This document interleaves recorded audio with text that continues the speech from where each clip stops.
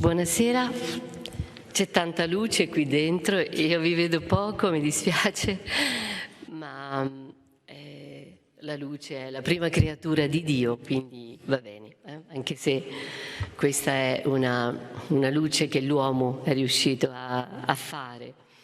Del resto l'uomo è il primo collaboratore di Dio. Ringrazio Sua Eccellenza, il Vescovo, che ha avuto la gentilezza proprio di invitarmi qui. Per me appunto è un ritorno, io sono già stata 2 volte nella diocesi di Chiavari e ho potuto veramente godere della grande cordialità di voi, siete molto mediterranei, davvero, intanto perché vi piace mangiare bene e siete davvero tanto accoglienti, quindi è un grande piacere per me tornare. Quindi ringrazio tutti davvero e è un motivo di gioia poter condividere l'apertura di una finestra su un Vangelo che è il primo Vangelo della raccolta canonica dei Vangeli e che apre tutto il Nuovo Testamento, anche se poi così gli studi storico-critici hanno cambiato un po' la datazione, la posizione dei Vangeli, ma questo non è una cosa di cui questa sera noi ci vogliamo occupare. Matteo, allora si diceva che ci sia la volontà, no? La prima volontà da parte di questa assemblea diocesana di rispondere alle esigenze dell'oggi, di interagire e interloquire anche con le sfide appunto dell'attualità. Basta il nome, mi sembra di capire, Matteo, quindi di Mattei ce ne sono tanti in giro che hanno un po' così, sono stati protagonisti degli ultimi mesi, degli ultimi anni della nostra vita politica in Italia, è quasi una battuta, ma appunto c'è un Matteo che è quello che stasera noi vogliamo assolutamente conoscere, almeno in alcune proprio, no? Come dire, suggestioni, che ci porta almeno fedelmente la parola di Gesù, sicuramente più fedelmente di altri Mattei che l'hanno veramente utilizzata e non sempre in maniera ortodossa, dovremmo dire. Allora, ho fatto una scelta volendo dare un titolo e volendo anche aprire appunto delle piste per meditare sul Vangelo di Matteo. Ho scelto il numero 5, perché 5 parole, 5 decisioni, ma perché è tradizione dividere questo Vangelo in 5 grandi discorsi. Come mai? Allora, il primo Vangelo si struttura su 5 parti, 5 discorsi di Gesù. Forse deve essere fatta anche un attimo una nota. Il Vangelo di Matteo, pur essendo il più lungo dal punto di vista dei capitoli, sono 28 capitoli, come dire, non è il più lungo in quanto a materia. Il Vangelo di Luca, pur avendone 24, è la suddivisione, no? Che è più vasta e quindi la materia è più lunga, è più quantitativamente maggiore quella di Luca, però insomma è un Vangelo molto corposo. E se nei primi secoli della Chiesa si pensava che appunto Marco, che invece ha solo 16 capitoli, il secondo Vangelo, fosse stato guillotine in francese, cioè una forbice rispetto a Matteo, quindi avesse tagliato tanta parte del materiale di Matteo, noi sappiamo da 2 secoli quasi ormai con l'esegesi storico-critica invece sia stato il contrario, che Marco è una fonte dei Vangeli sinottici, quindi Marco sarebbe stato comunque, questa parola, prodotto prima, almeno come fonte, e Matteo avrebbe utilizzato Marco, avrebbe utilizzato un'altra fonte, la fonte dei Logia, dei detti di Gesù, e poi però avrebbe aggiunto tanto suo materiale. Ecco, allora questo per dire che cosa? Che Matteo è stato un grande elaboratore soprattutto della magisterialità di Gesù. Sì, possiamo dire questo, che tra i 4 Vangeli la caratteristica proprio di Matteo questa, che lui ci riferisce dei lunghissimi e splendidi, stupendi discorsi di Gesù. Non lo fa Luca, non lo fa Marco, ma non lo fa neanche Giovanni. Giovanni è il narratore dei dialoghi di Gesù. Matteo invece proprio ci mostra il Gesù maestro. Allora questo proprio va ascritto a lui. Noi conosciamo tanto insegnamento di Gesù proprio grazie al primo Vangelo. Allora, perché 5 discorsi? È possibile che la ragione sia stata proprio quella di voler dare un fondamento. Allora, la prima parola che tratteremo è la parola roccia. Roccia, la roccia è una caratteristica proprio del Vangelo di Matteo, è una caratteristica del primo grande discorso che egli ci presenta, ma è anche una sorta di definizione di ciò che voleva essere questo Vangelo, voleva essere un fondamento. Allora, 5 discorsi come 5 sono i libri di Mosè. 5 sono il Pentateuco, l'inizio della nostra Bibbia, la prima raccolta della nostra Bibbia si chiama il Pentateuco e riporta la Torah dei fratelli ebrei, sempre la parte più importante di Tanakh della Bibbia ebraica, e quindi la legge di Mosè si divide in 5, possiamo chiamarli 5 rotoli, 5 contenitori, ma preferirei dare così questo nome, 5 pilastri proprio, pilastri del primo testamento, dell'alleanza sinaitica, l'alleanza con Dio del primo testamento, 5 pilastri per una nuova alleanza, l'alleanza appunto che vede due diversi diciamo contraenti. Se nella prima alleanza c'era Adonai ed Israele, questi erano i contraenti della prima alleanza, nella nuova alleanza i contraenti sono il Dio Padre di Gesù, e quindi Gesù stesso come figlio di Dio, e tutta l'umanità, che poi è la Chiesa, perché la Chiesa è un'apertura universale del popolo che si unisce a Dio, e quindi assolutamente ha questa universalità. Possiamo dire davvero la proposta di alleanza nel Nuovo Testamento a partire da Matteo è un'alleanza universale a tutta l'umanità. Allora che cosa accade? Che alla fine del primo discorso, il primo grande discorso comincia con le Beatitudini, abbiamo sentito la prima parte della lettura, e si conclude sono 3 capitoli, 5, 6 e 7 di Matteo. L'inizio sono le Beatitudini, ne parleremo alla fine, invece la conclusione è una parabola a noi assolutamente nota, la parabola della casa costruita sulla roccia. Chiunque ascolta queste mie parole e le mette in pratica sarà simile a un uomo saggio che ha costruito la sua casa sulla roccia. Allora, leggendo soltanto questa prima frase della parabola della casa costruita sulla roccia o sulla sabbia, che Gesù narra alla fine del grande discorso che si chiama il discorso della montagna, che è così, mi è venuto in mente proprio quanto è stato detto nei giorni scorsi nel Festival della Filosofia. C'è stato un Festival della Filosofia cui hanno partecipato diversi filosofi, Cacciari naturalmente. Si è parlato della persona, delle trasformazioni che le persone oggi subiscono, dell'umanesimo, del postumanesimo, insomma queste trasformazioni che vedono proprio addirittura l'antropologia, cioè la struttura del nostro corpo, addirittura vedono trasformarsi.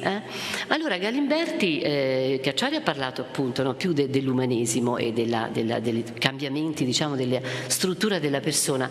Galimberti ha detto una cosa a un certo punto, ha detto: se c'è un aspetto della vita umana, e quindi anche della vita dell'uomo occidentale, e soprattutto noi possiamo dire, perché era questo un po' l'ambito di analisi, è la fine dell'etica. Lui ha detto la fine dell'etica.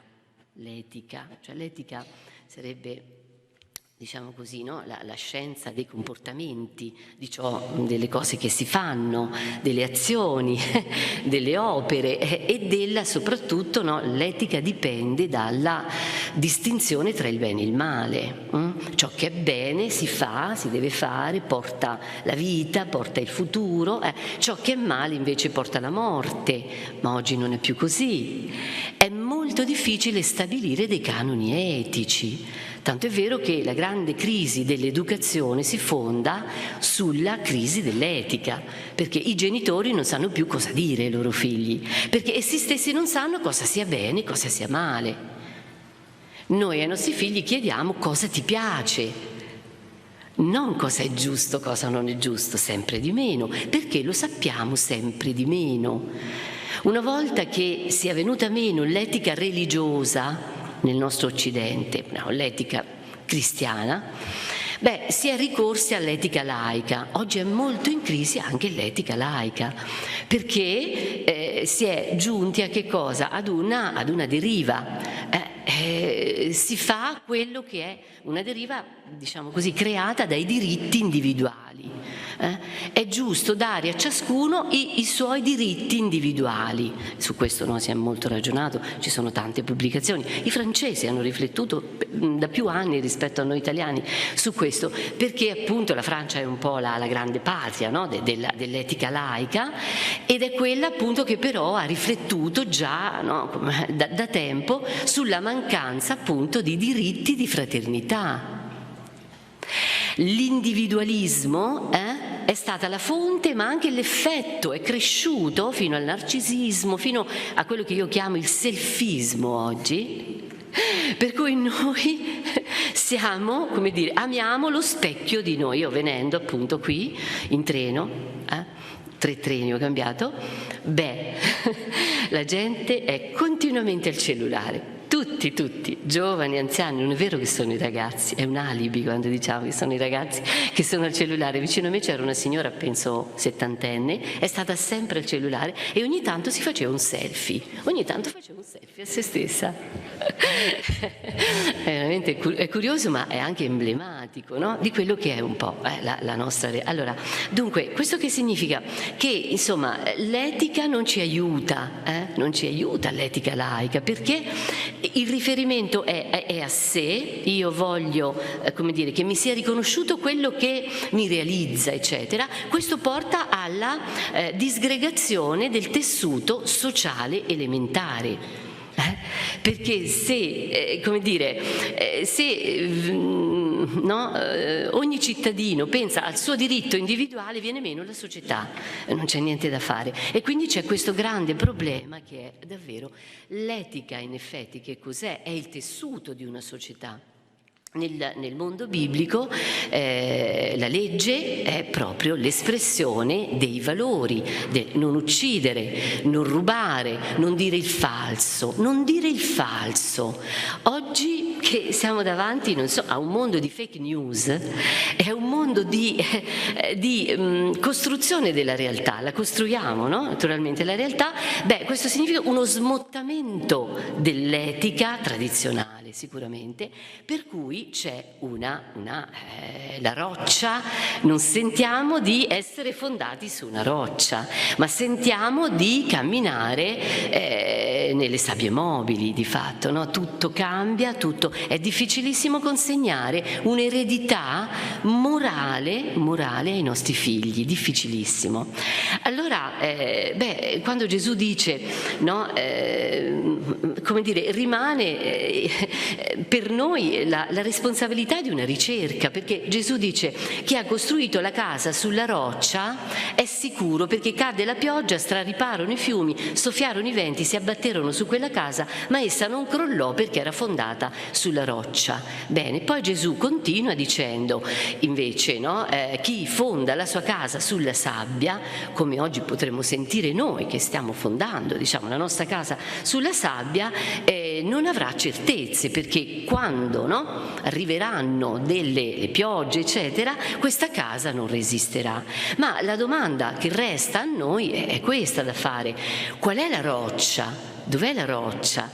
La parola del Signore, diceva Sua Eccellenza, è vero, ma qual è appunto allora la parola del Signore? E qual è l'attualità della parola del Signore? Premesso che a me sembra, così dopo tanti anni che un pochino frequento la Bibbia, che sia veramente un peccato che noi utilizziamo troppo poco la parola di Dio, perché la parola di Dio è di una attualità imbarazzante. A me sembra di poter dire che la parola di Dio sia assolutamente anticipatoria di un futuro che ancora non conosciamo. Mi dispiace molto che invece soprattutto forse in ciò che è il sentito dire circa la Bibbia, no? Perché il Vangelo è anche Bibbia, tutta la Bibbia sono 73 volumi, 27 Nuovo Testamento, 46 del Primo Testamento, ma non so, penso ai nostri figli, ma anche noi un po' pensiamo che la Bibbia sia qualcosa di antico, una parola antica, è vero, una parola antica, ma una parola che ha una struttura che Gesù stesso ci indica. Gesù dice, no? Chi legge la scrittura è come qualcuno che tira fuori cose, come lo scriba che tira fuori da essa cose antiche e cose nuove. Ecco, per capire ciò che è nuovo, l'antico ci fa da chiave e se abbiamo uno sguardo amoroso, solidale con la realtà attuale, no? Intelligente, responsabile, cioè se conosciamo la realtà in cui viviamo, se leggiamo i giornali, se ci interessa la vita delle nostre città, se siamo veramente, se ci sentiamo responsabili della storia, dello spaccato della storia che è consegnato al frammento che è la nostra vita, noi potremo scoprire tante cose nella scrittura. Ecco, mi colpiva tanto dei miei studenti un po' di anni fa, 7-8 anni fa, che dicevano continuamente bisogna difendere la fede. No, ecco, il verbo difendere è proprio sbagliato circa la fede, perché la fede, la parola ci insegna, non si difende, perché si difende qualcosa che si ha, come dire, no? A casa ho la cassaforte, la difendo, chiudo a chiave. No, la fede è una parola di incontro, non si difende, si annuncia, non si difende. La fede, intendendo la parola come depositum fidei, deposito della fede veramente, la parola del Vangelo, è una parola che si spende, non si difende, perché la parola si incarna ogni giorno, ogni anno, ogni momento, in ogni situazione, no? Quando vengono i venti, la pioggia di oggi, non quelli di ieri, per davvero essa diventa per noi una roccia se noi non la mettiamo sotto spirito, se noi non la consideriamo una cosa antica e certe cose magari poi dice sono ormai scadute, non sono più valide, eccetera. Ecco, dobbiamo imparare a leggere la scrittura per potercene davvero, come dire, avvantaggiare.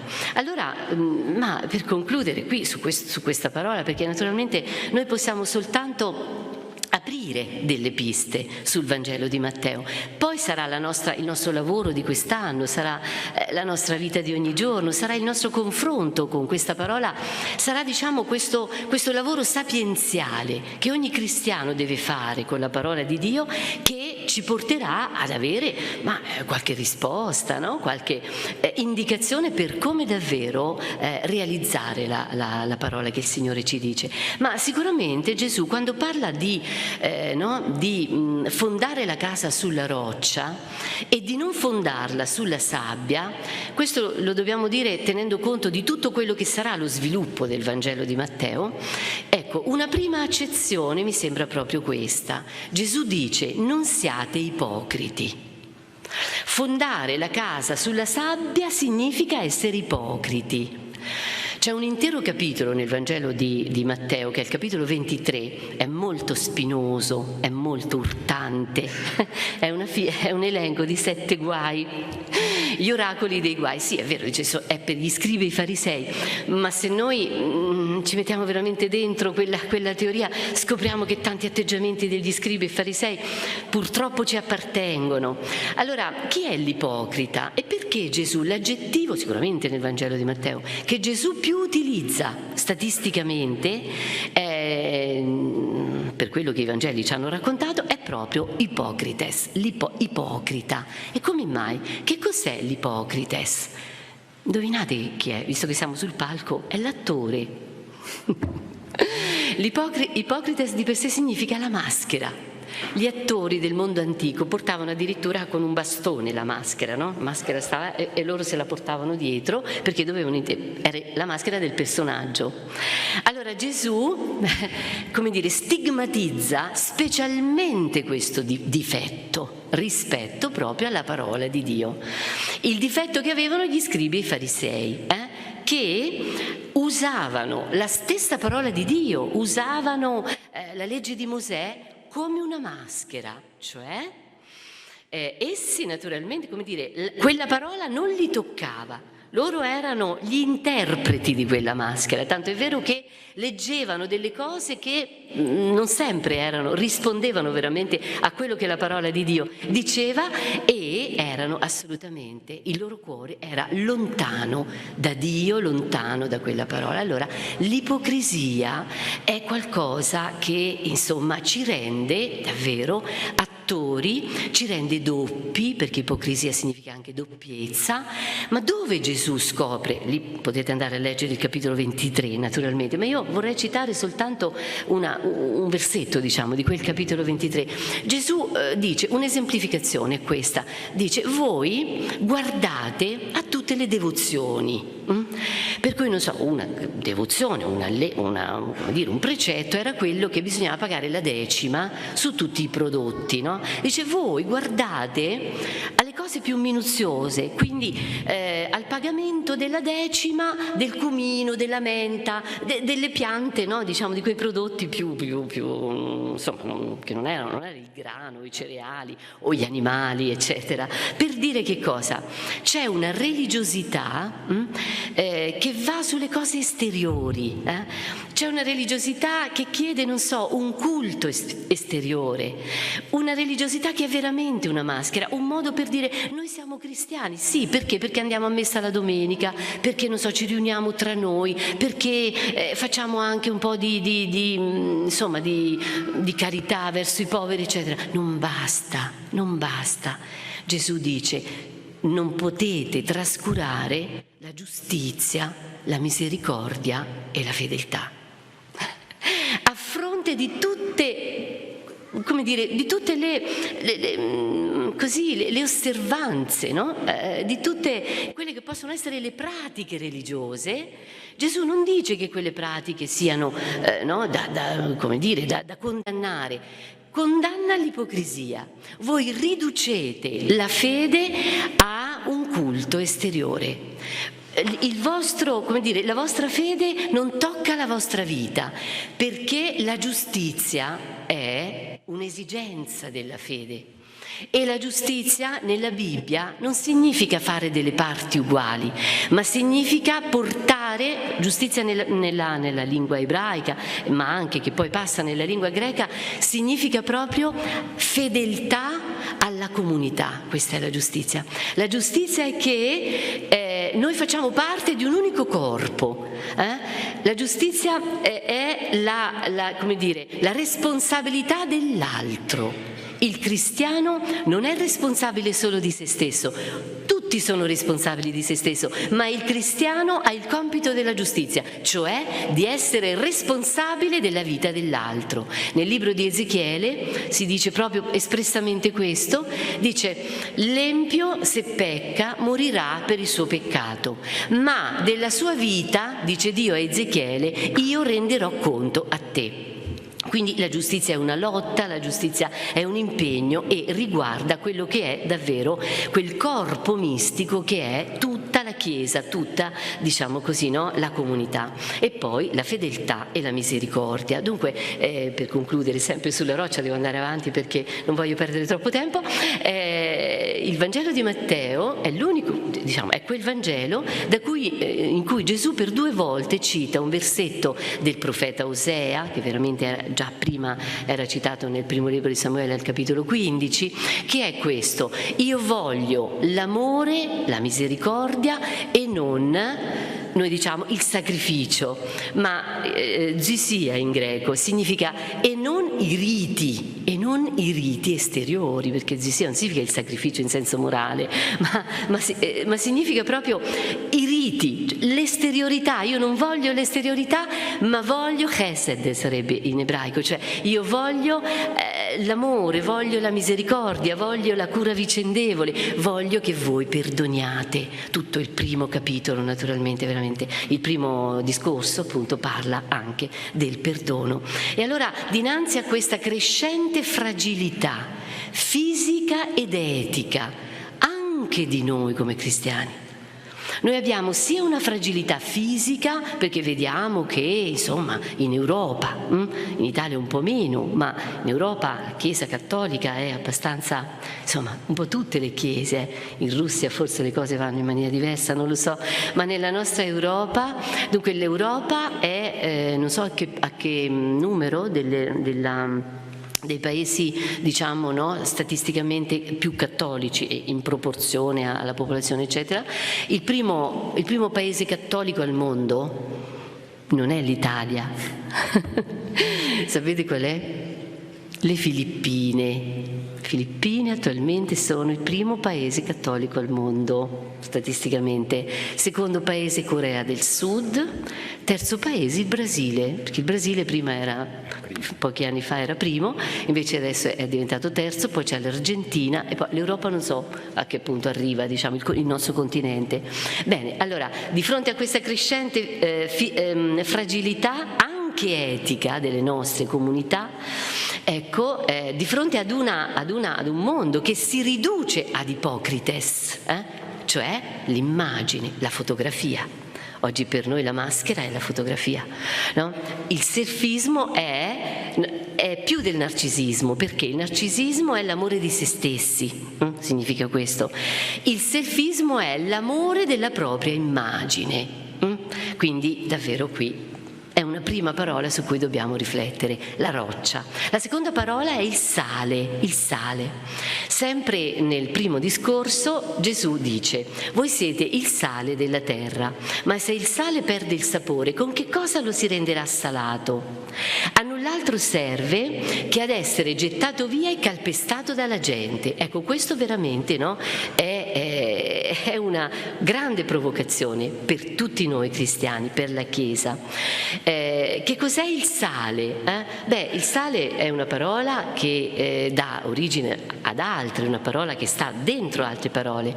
Sale, la stessa radice di sapienza, di sapore, di sapere. Allora, il sale, appunto, molti dicono, non è un cibo, ma è quello che dà sapore al cibo. Allora, chi è il cristiano? Se Gesù dice voi siete il sale della terra, il cristiano è nel mondo come sale, cioè per dare senso. Essere sale significa coltivare la sapienza, sapere, avere un sapore, cioè noi cristiani oggi non ci possiamo permettere di essere ignoranti. Ignoranti circa che cosa?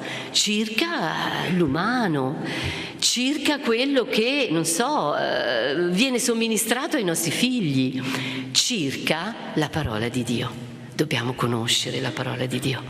Dobbiamo, come dire, terere tempus, dicevano i latini, passare il tempo a meditare sulla verità, sulla fedeltà, sul senso della vita, su ciò che può veramente dare una speranza all'umanità. Insomma, il cristianesimo non può più vivere di rendita, ecco.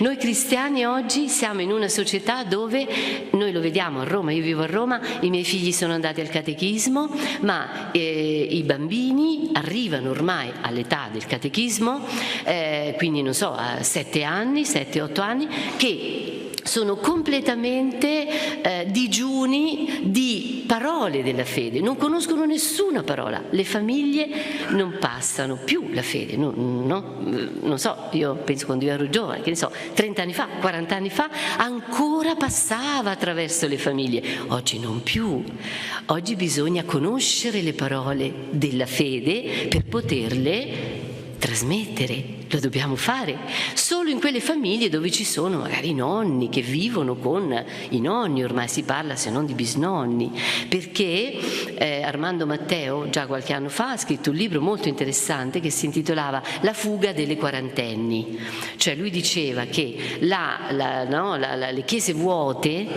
da cosa dipendono? Dal fatto che le quarantenni, cioè le mamme dei quindicenni, 13, 15, 17 anni, non vanno più a messa e non insegnano più naturalmente ai loro figli. Ma oggi possiamo dire anche la fuga pure delle cinquantenni, secondo me, che quelle quarantenni sono diventate cinquantenni, nel senso che proprio non c'è più nessuno che passa. E Don Armando, che secondo me è molto intuitivo, è uno forse dei teologi più acuti che abbiamo oggi in Italia, lui poi ha scritto un libro in cui appunto dice, no, giustifica anche la mancanza di sacerdoti, eccetera, o di vocazioni, al fatto che nelle famiglie non ci sia più questa educazione. Allora questo che cosa significa però appunto per noi? Che dobbiamo prendere una decisione, dobbiamo decidere, cioè, ma la parola di Dio per noi appunto, il Vangelo, gli insegnamenti di Gesù sono questione di vita o di morte o no per noi? Cioè per noi inteso proprio come società, no? Come societas, la Chiesa una volta si chiamava anche societas, per noi come Chiesa e per noi appunto come cittadini, sono o non sono? Se sono veramente qualcosa di prezioso, dobbiamo conoscerlo, dobbiamo meditarlo, dobbiamo metabolizzarlo e rispondere al bisogno dell'oggi, anche culturale. C'è una scelta veramente politica da fare. Politica significa partecipazione alla vita della società. Papa Francesco ci ha ricordato qualcosa che viene da Tommaso, non è stato lui ad inventarlo. Molte cose si ascrivono a Papa Francesco come se lui avesse inventato, ma i poveri, l'ha inventati Papa Francesco? No, c'erano già i poveri, prima di Papa Francesco. Oppure quando Papa Francesco ha detto i cristiani, cioè la prima forma di carità è la politica con la P maiuscola. Già San Tommaso diceva questo, ma molti altri hanno detto questo. Ecco, allora questo che significa? La responsabilità della cultura. La responsabilità della cultura, guardate che non è un difendere una cultura del passato, mi raccomando, no, ma dialogare con le scienze contemporanee. Noi dobbiamo dialogare con la biologia, dobbiamo dialogare con la biotecnologia, perché la biotecnologia sta trasformando la nostra vita. Dobbiamo dialogare con la matematica. Io vorrei che i seminaristi studiassero le tre scienze, oltre a quelle umanistiche, studiassero la biologia, la matematica e la fisica. Sono tre scienze importantissime che stanno portando avanti oggi la matematica. I computer sono matematica, l'algoritmo è matematica. I seminaristi devono conoscere queste scienze, altrimenti non facciamo più teologia. Non la facciamo più la teologia. Fare teologia significa dialogare con le scienze contemporanee. Una volta era così, poi purtroppo da Galileo in poi la Chiesa si è fermata nel suo rapporto con la scienza, è stata una grandissima perdita, mentre prima erano soprattutto i chierici i grandi inventori. Copernico era un frate agostiniano, se ricordo bene, quindi insomma della tradizione. Quindi, allora, essere sale, voi siete il sale della terra, lo siete perché date sapienza, perché fate discernimento e quindi potete rispondere a chi? Alle persone che oggi nelle varie, no, i non credenti, eccetera, che non hanno, o che sono anche i credenti, no, piuttosto smarriti, che hanno bisogno di una traccia, hanno bisogno di un pensiero, no, che aiuti proprio ad agire. Ecco l'altro aspetto dell'essere sale della terra. Il capitolo 25 appunto che abbiamo letto, le opere di carità, no? Come si chiamano? Le opere, non mi ricordo, di carità?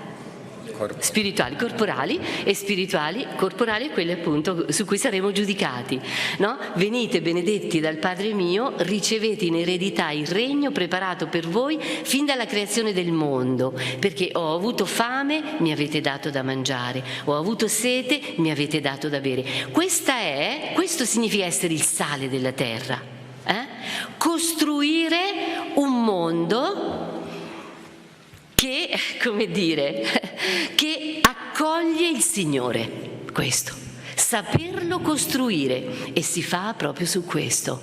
Ero affamato e mi avete dato da mangiare, ero assetato e mi avete dato da bere, ero straniero e mi avete accolto, ero nudo e mi avete vestito, ero malato e mi avete visitato, in carcere siete venuti a trovarmi. Guardate, qui c'è anche tutto il terzo settore, no? In un certo senso.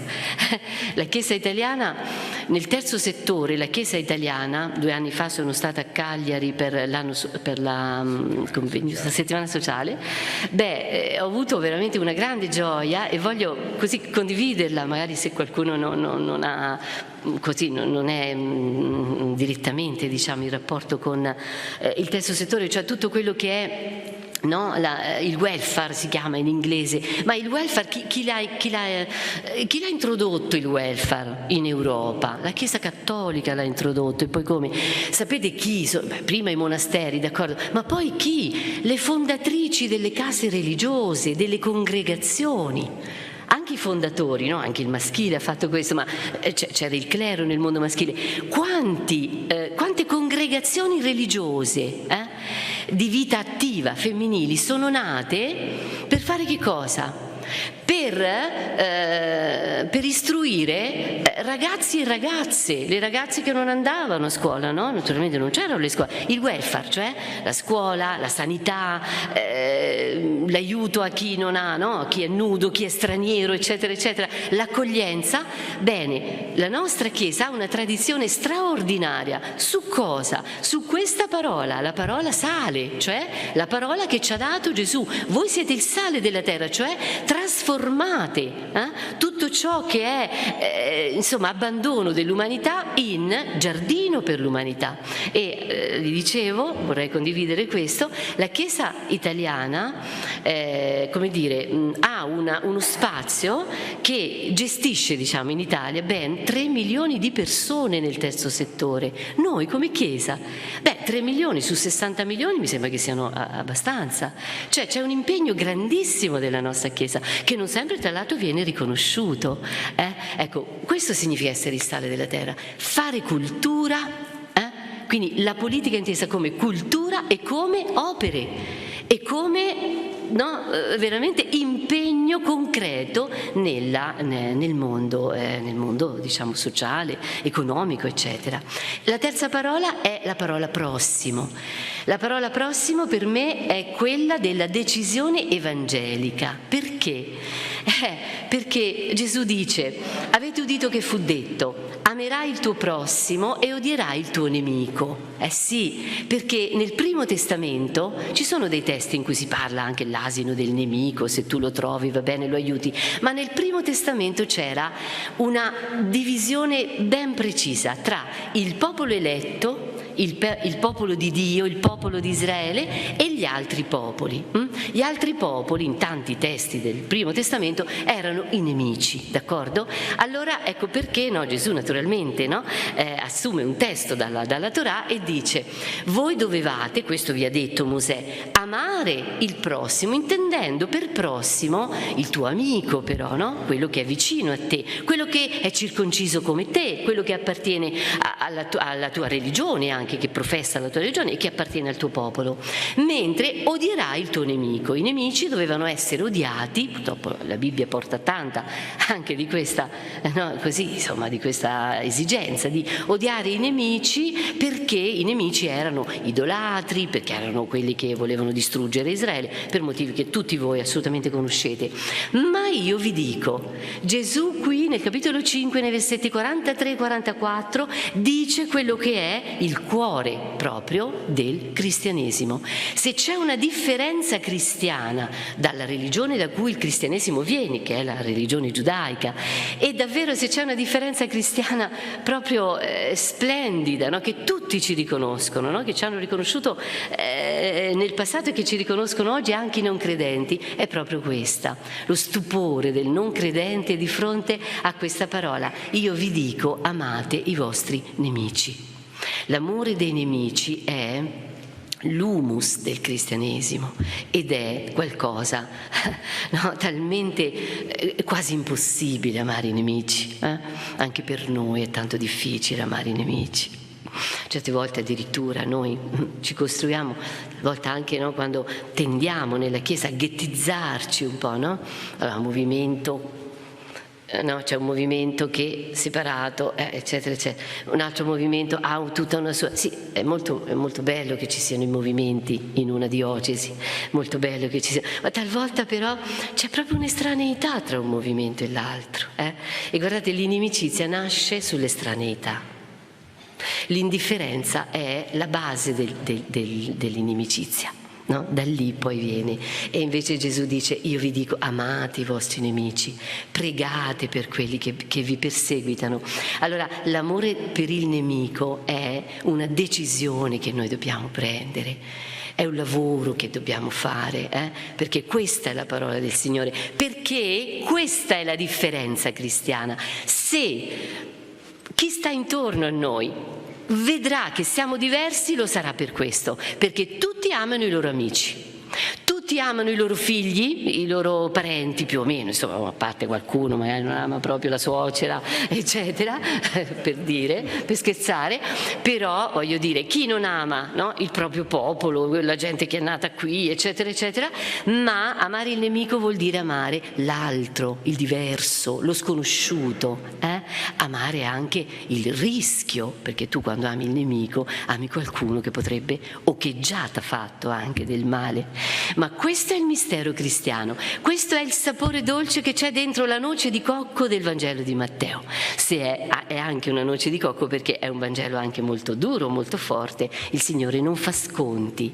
L'amore per il nemico è un ponte di fraternità, di diritto, di giustizia, di rispetto, di amicizia, di collaborazione, di pane condiviso, di pane e di dolore condiviso, di pane e di bisogno condiviso e dell'opera della pace. Questa io la chiamo davvero la decisione evangelica. Abbiamo visto la decisione etica, la roccia, la decisione politica, il sale, la decisione evangelica è quella centrale ed è la dobbiamo chiamare evangelica perché veramente per amare il nemico dobbiamo pregare molto.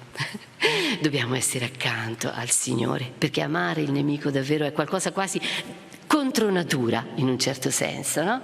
Ma è un amore attivo quello che dobbiamo mettere in conto, perché davvero, no, la vocazione della Chiesa è quella di essere una giuntura tra i lontani e i vicini, tra i diversi e gli uguali, eccetera, eccetera. La lettera agli Efesini, no? Al capitolo 4 parla della Chiesa, anche no? dei cristiani come giuntura. Vado velocissimamente a concludere il quarto e il quinto, la quarta e la quinta parola. La quarta parola è la parola cura. Questo dobbiamo assolutamente, è un debito che abbiamo verso Matteo, perché Matteo è l'unico Vangelo che ci porta cioè sapete, tutti i Vangeli hanno anche delle cose uniche, no? Alcune sono comuni, nei tre Vangeli sinottici ci sono molte cose in comune, ma poi c'è il materiale proprio di ogni autore, no? Già accennavamo all'inizio. Tra il materiale proprio del Vangelo di Matteo ci sono due elementi che sono assolutamente da ricordare qui. Il primo è che c'è all'inizio del Vangelo c'è una genealogia di Gesù, una genealogia che prende molto tempo, 14 più 14 più 14, le generazioni, d'accordo?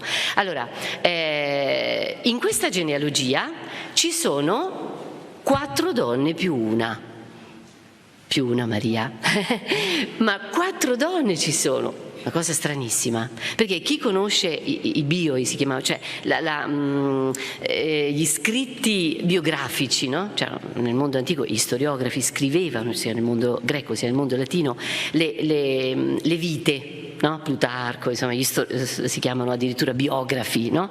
Ecco, ma nella vita degli uomini illustri c'era una genealogia, perché la genealogia dà lustro appunto ad una persona, no? Che si voglia esaltare, elogiare, ma le donne sono assenti. Le donne sono assenti, tanto più nel mondo ebraico, voglio dire, in una cultura come quella di Matteo, dove sono i padri che contano, no?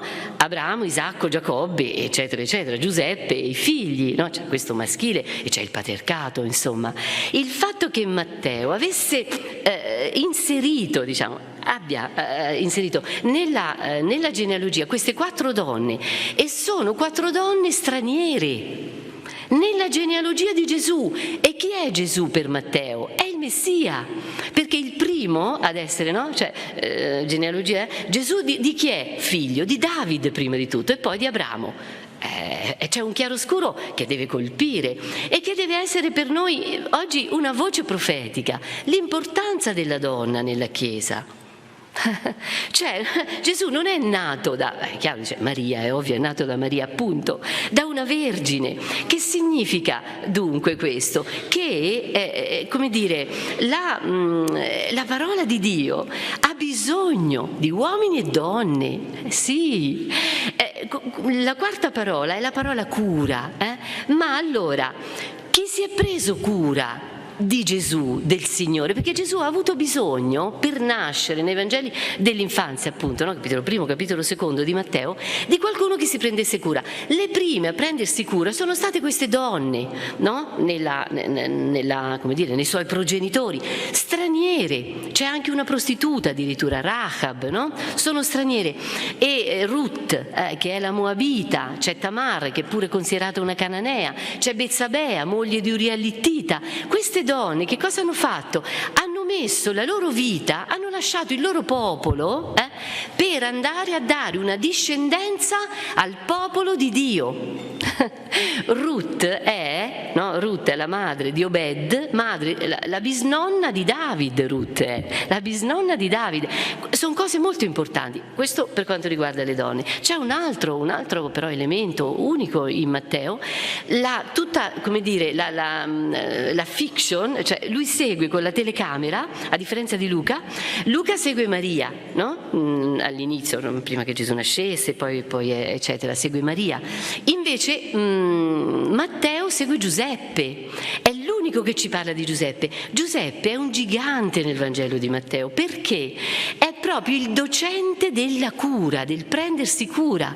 Matteo viene a sapere che la moglie è incinta, lui non sa ancora perché fosse, decide di rimandarla in segreto. Cito a memoria, insomma, tutto questo è scritto, sono 4 le scene che riguardano Giuseppe, nel capitolo primo, dal versetto 18 e fino a tutto il capitolo secondo, quindi la nascita di Gesù. Giuseppe fa un sogno, vi ricordate?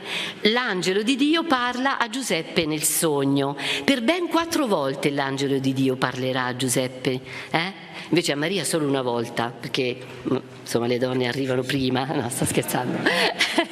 Allora, queste 4 volte, che cosa dice l'angelo di Dio a Giuseppe? La prima cosa, non temere di prendere con te Maria, no?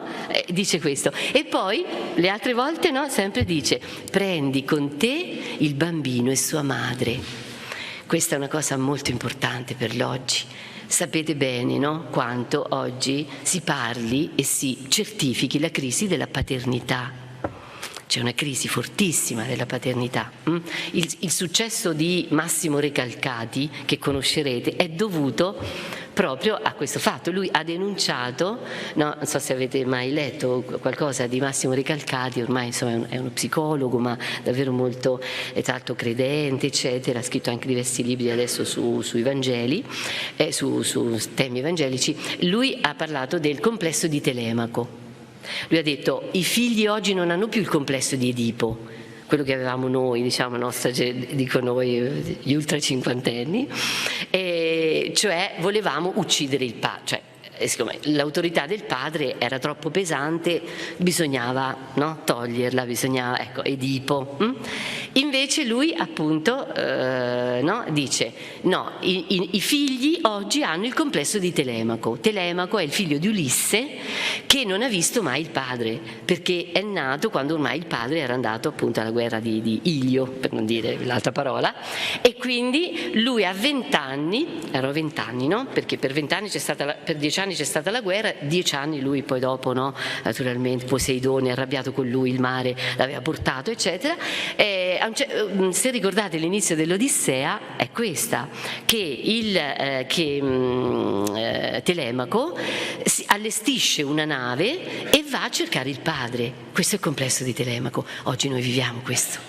C'è una crisi profonda della paternità, perché no, questo è anche a livello, no, abbiamo vissuto noi come Chiesa, viviamo ancora il grande dolore, il grande strazio della pedofilia, no? Anche questo è un rapporto padre-figlio, è una paternità mancata, ci dobbiamo pensare a questo, non è solo, dice, una malattia, violenza, d'accordo, sì, ma è il segno che tra le generazioni, soprattutto la paternità e il figlio, c'è stato un grande sfilacciamento, studiato anche questo, non è che lo stiamo dicendo noi, ma allora la figura di Giuseppe utilizzatela, perché lui è veramente un padre adottivo, cioè il vero padre è il padre adottivo, dice il Vangelo di Matteo. Sì, non è il padre perché dice, si realizza nel figlio, perché il figlio è il mio seme, il mio nome, quindi io realizzo me stesso nel figlio.